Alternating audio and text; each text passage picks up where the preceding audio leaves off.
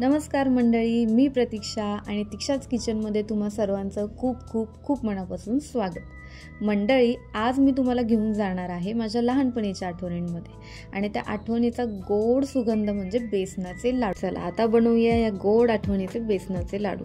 सर्वात आधी एका कढईमध्ये 1.5 वाटी बेसन घालायचे. तुम्ही तुमच्या गरजेनुसार प्रमाण वाढवू शकता, कमीही करू शकता. मी अगदी 2 लोकांसाठी लाडू बनवते, त्यामुळे मी 1.5 वाटीच बेसन घेतलेले. बेसन मंद आचेवर 8 ते 10 मिनिटं परतून घ्यायचे. हळूहळू त्याचा रंग सोनेरी व्हायला लागतो आणि त्याचा सुगंध घरभर पसरतो. बेसनाचा रंग हलकासा सोनेरी व्हायला लागला की त्याच्यामध्ये अर्धा कप बारीक रवा टाकायचा.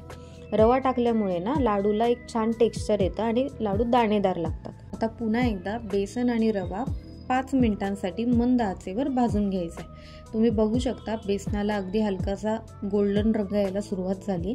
आता आपण ह्याच्यामध्ये घालायचे तूप. मी इथे पाऊण कप साजूक तूप वापरलेलं आहे. आता तूप टाकल्यानंतर मंद गॅसवर सुंदर सोनेरी रंग येईपर्यंत बेसन भाजून घ्यायचे. यामध्ये कुठल्याही प्रकारची घाई करायची नाही. बेसन जर कच्चं राहिलं, त्याच्यामध्ये कच्चपणा राहिला तर लाडू टाळूला चिटकतात किंवा तोंडात टाकल्यावर ते विरघळत नाहीत. त्यामुळे बेसन भाजताना कुठल्याही प्रकारची घाई करायची नाही. मंडळी, लहानपणीची दिवाळी आठवली की सर्वत्र पडलेला दिव्यांचा उजेड, सगळीकडे काढल्या गेलेल्या रांगोळ्या, फटाक्यांचा आवाज, या व्यतिरिक्त फराळ हा नेहमीच लक्षात राहतो. माझ्यासाठी बेसनाच्या लाडूची आठवण ही अगदी लहानपणाची एक कोर मेमरी सारखी आहे. मला आजही आठवतं, आईकडे बेसन भाजायला ठेवायची आणि ते हळूहळू त्याचा रंग बदलत जायचा. सुगंध मात्र अगदी शेजाऱ्यांपर्यंत पसरायचा. आम्ही लहान मुले कधी आई लाडू बनवते आणि खायला देते याची वाट बघत बसायचो. बोलता बोलता आपलं बेसन इथे भाजून झालेलं आहे. तुम्ही बघू शकता त्यांनी मस्तपैकी तूप सोडायला सुरुवात केली आहे. एकदा का बेसन पातळ झालं किंवा त्यांनी तूप सोडायला सुरुवात केली की त्याला फार वेळ गॅसवर ठेवायचं नाही. पटकन ताटात उतरवून घ्यायचं, नाहीतर बेसन जास्त लाल होतो आणि एक कडवटपणा आपल्याला जाणवू शकतो. भाजलेलं बेसन ताटात काढून घेतलं की त्याला चमच्याने आधी हलकं थंड करून घ्यायचं आहे. गरम गरम बेसनमध्ये साखर टाकायची नाही. अगदी कोमट झालं, आपण हातात घेऊ शकतो असं बेसन झालं की त्याच्यामध्ये साखर टाकायची. मी इथे 1.5 वाटी बेसनाला पाऊण वाटी पिठी साखर वापरली. मी संपूर्ण पिठी साखर एकदम त्यामध्ये टाकलेली नाही आहे, थोडी थोडी करून टाकली. आधी टाकून घेऊन चमच्याने मी मिक्स केली आहे. त्याच्या जर गाठी झाल्या असतील त्या चमच्याने फोडून घेतल्यात. तुम्ही बघू शकता कशा प्रकारे मी ते मिश्रण पूर्णपणे थंड करून घेते.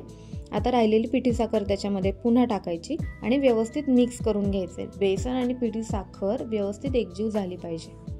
बेसन आणि साखर व्यवस्थित एकजीव करून घ्यायची. मी ते राहिलेली साखर टाकल्यानंतर 1 चमचा वेलची पूड टाकली. मंडळी, मी तुम्हाला आता इथे एक टिप सांगते. समजा तुम्ही लाडूचं मिश्रण बनवलं आणि त्याच्यामध्ये साखर किंवा तूप कुठल्या तरी प्रमाणात कमी जास्त झालं आणि लाडू जर विरघळायला लागले.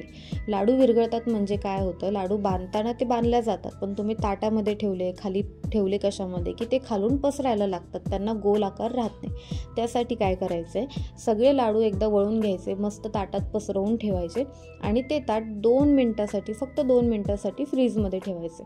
एकदा त्याचं तूप आणि साखर घट्ट झाली की त्याला बाहेर काढून पुन्हा एकदा हलक्या हाताने वळून घ्यायचे.